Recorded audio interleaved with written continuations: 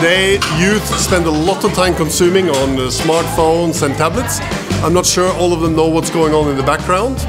This is an hour where we can actually show them and inspire them.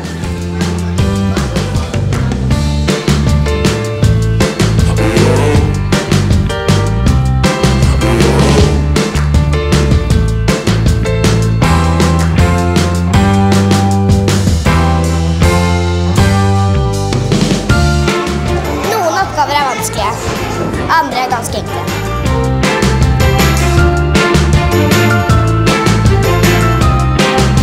Jeg synes, det er fedt nok at lære at programmere kode. Det er sjovt, og man lærer noget af det.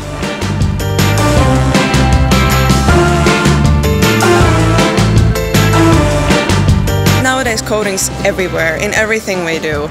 That's why I think it's really important. It is like one of the languages of the future.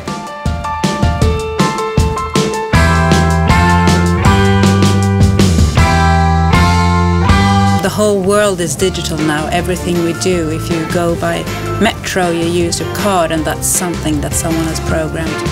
So we need to interest more kids in choosing that profession, basically.